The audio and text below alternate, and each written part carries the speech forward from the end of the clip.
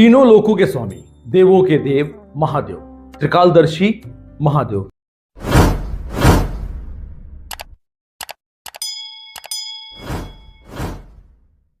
ऐसी जगह लेकर जाएंगे जहां सागर 2 बार स्वयं भगवान महादेव का जलाभिषेक करते हैं। कहते हैं ये मंदिर आदिकाल का है, बेहद पुराना है।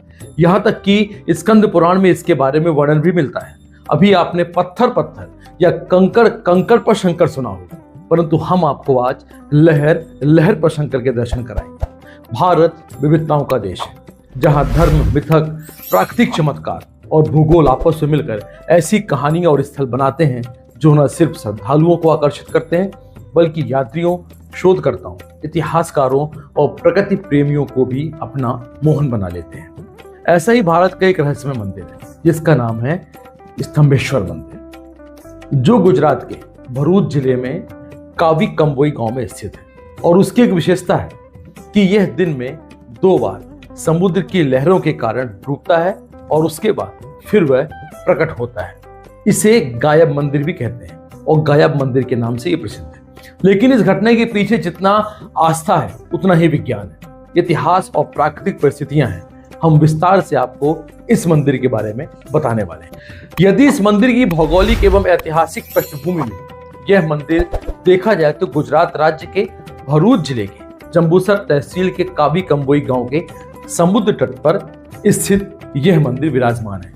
इतिहास और पौराणिक कथा के अनुसार स्तंभेश्वर मतलब स्तंभ और ईश्वर मिलकर यह स्तंभेश्वर बना। स्तंभों वाला ईश्वर या स्तंभ स्थित शिव। इसका नाम इस तथ्य से भी हो सकता है कि मंदिर कुछ स्तंभों पर बना है या स्तंभों के माध्यम से उनका समर्थन है। भवन की नींव और पदस्थापना ऐसे हो कि समुद्र के पानी में सामना कर सके। गायब मंदिर के नाम से भी प्रचलित है क्योंकि यह गायब जैसा अनुभव दिखाई देता है। पौराणिक कथा और शिव पुराण के अनुसार तारकासुर नाम के असुर ने भगवान शिव को अपनी तपस्या से खुश कर दिया था। इसके बदले में शिव ने उन्हें मनचाहा वरदान दिया। वरदान यह था कि उस असुर को शिव पुत्र के अलावा और कोई नहीं मार सकता था और पुत्र की आयु भी 6 दिन की होनी चाहिए। वरदान मिलने के बाद तारकासुर ने हर तरफ चारों तरफ लोगों को परेशान करना, उन्हें मारना भी शुरू कर दिया। ये सब देखकर देवताओं और ऋषि मुनियों ने शिव जी से इसका वध करने की प्रार्थना की। उनकी प्रार्थना सुनने के बाद श्वेत पर्वत कुंड से 6 दिन के कार्तिकेय ने जन्म लिया। जब भगवान कार्तिकेय ने राक्षस तारकासुर का वध किया और उसे पाप का अनुभव हुआ, क्योंकि बताया जाता है कि तारकासुर शिव भक्त था। उसे यह चेतना हुई कि भक्त को मारना पाप का कारण बन सकता है। इस पाप की मुक्ति पाने के लिए भगवान कार्तिकेय ने देवताओं की सलाह पर भगवान शिव की पूजा करने, शिवलिंग स्थापित करने और श्रद्धा से उपासना करने की इच्छा व्यक्त की। कथा अनुसार कार्तिकेय ने 3 शिवलिंग की स्थापना की: स्तंभेश्वर शिवलिंग, प्रतिगेश्वर शिवलिंग और कपिलेश्वर शिवलिंग। ये तीनों जगह पवित्र स्थानों के रूप में पूजित मानी जाती है। मंदिर की वर्तमान संरचना की यदि हम बात करें तो इसकी उम्र लगभग 150 वर्ष के आसपास बताई जाती है। हालांकि स्थानीय मान्यताओं के अनुसार इस मंदिर का अस्तित्व पौराणिक काल से है, आदिकाल से है और विभिन्न पुराणों, विशेषकर स्कंद पुराण के कुमारिक खंड में इस मंदिर का वर्णन विस्तृत रूप में मिलता है। कुछ पौराणिक रहस्य और श्रुति मान्यताएं ये भी कहते हैं कि मंदिर के इतिहास को स्कंद पुराण और कुमारिका खंड से जोड़ा जाता है।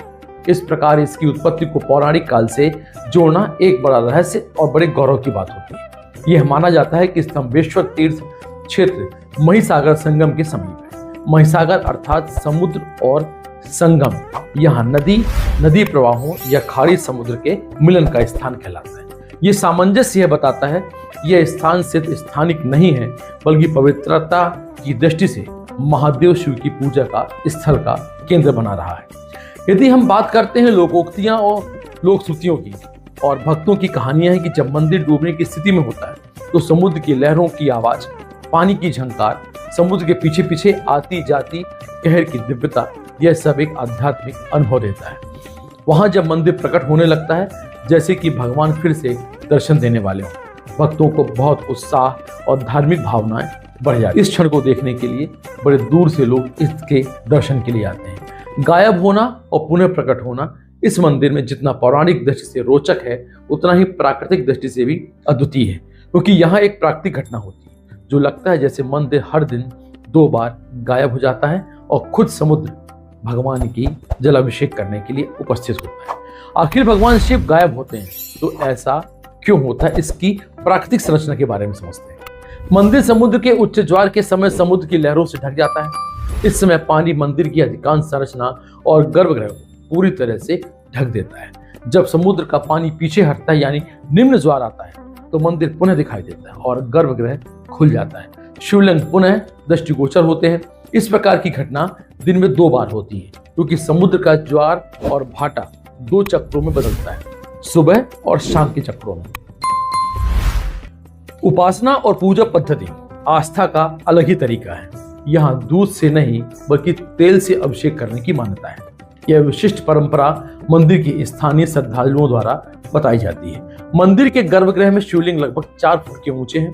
दर्शन तथा पूजा का समय उस समय तय किया जाता है जब ज्वार भाटा निम्न हो, ताकि समुद्र का पानी मंदिर में प्रवेश न कर सके या भक्तों को किसी भी प्रकार का जोखिम न हो सके। यदि हम स्तंभेश्वर मंदिर के श्रद्धालुओं की माने तो इस मंदिर के दर्शन मात्र से व्यक्ति के सारे कष्ट दूर हो जाते हैं और मनोकामनाएं भी पूर्ण होती हैं। यह धार्मिक विश्वास है जो मंदिर की पौराणिक उत्पत्ति और चमत्कारिक घटना से जुड़ा होता है। विशेष अवसरों जैसे श्रावण मास, महाशिवरात्रि, पूर्णिमा एवं अमावस्या के दिन ज्यादा श्रद्धालु आते हैं क्योंकि ऐसी मान्यता है कि इन दिनों धार्मिक पुण्य ज्यादा मिलता है और घटना भी देखने का यह उत्तम समय मिलता है कि जब समुद्र भगवान शिव का जलाभिषेक करते हैं। यहाँ के चमत्कार जैसा अनुभव आस्था के साथ साथ पूरी तरह से प्राकृतिक विज्ञान द्वारा समझा जा सकता है। यदि हम ज्वार और भाटे की बात करें तो ज्वार भाटा का भी एक प्रमुख कारण होता है पृथ्वी, चंद्रमा और सूर्य के बीच के गुरुत्वाकर्षण की शक्ति। जब चंद्रमा और सूर्य पृथ्वी के एक ही दिशा में होते हैं तो समुद्री जल ऊंचा उठता है। इसे हाई टाइड या उच्च ज्वार कहते हैं। और जब वे अनुपस्थित होते हैं या पृथ्वी की दूसरी ओर होते हैं तो जल पीछे हटा है, जिसे लो टाइड। भूमि की सतह समुद्र तल के लगभग स्तर या उससे कुछ ऊपर होती है, वहां हाई टाइड के दौरान पानी काफी ऊपर आ जाता है और निम्न भू उच्चता वाले क्षेत्र डूब जाते हैं। स्तंभेश्वर मंदिर ऐसा ही एक स्थान है जहां मंदिर की संरचना समुद्र तट की बहुत नजदीक बनाई गई है। मंदिर तट से कुछ मीटर की दूरी पर ही जैसे जैसे समुद्र की लहरें बढ़ती हैं, पानी मंदिर की बाहरी दीवारों और केंद्रीय गर्भगृह तक पहुंच जाता है। उठती लहरों के समय गर्भगृह पूरी तरह पानी में जलमग्न हो जाती है। मंदिर की वास्तुशिल्प स्थिति इतनी है कि वह पूरी तरह से जलरोधी है, बल्कि यह एक सामान्य शिव मंदिर है जिसमें समुद्र के प्रभाव को ध्यान में रखा गया और उसे वहां पे बनाया गया क्योंकि ज्वार और भाटा को सामना उस मंदिर की दीवारें कर सके। ज्वार भाटा हर दिन निर्धारित समय पर ही आते हैं, मौसम और चंद्रमा की स्थिति के अनुसार थोड़ी भिन्नता के साथ। इसलिए मंदिर के गायब होने और उसके प्रकट होने के समय में भी कुछ भिन्नताएं स्पष्ट दिखाई देती हैं। श्रद्धालु और मंदिर प्रबंधन इस समय का उपयोग करते हैं ताकि दर्शन के लिए भक्तों को सूचना मिल सके और वे सुरक्षित रूप से मंदिर के दर्शन के लिए पहुंच सकें। यह पूरी घटना जितनी धार्मिक और पौराणिक दृष्टि से अद्भुत है, उतनी ही वैज्ञानिक दृष्टि से भी शोधपरक है। निम्न विषयों पर प्रश्न और विवेचनाएं लोगों के लिए संभव है। आस्था, पूजा और श्रद्धा इस तथ्य के साथ गहराई से जुड़ी हुई है कि मंदिर में स्वयं अभिषेक होता है, जैसे समुद्र के जल द्वारा शिवलिंग पर अभिषेक होना दिखाई समझ में आता है। यह एक आध्यात्मिक व्याख्या है। इनके दर्शन मात्र से पाप दूर दूर होते हैं। हर हर महादेव। तो आप भी हिंदू सनातन धर्मों के इन मंदिरों और रहस्यों के बारे में जरूर जानिए।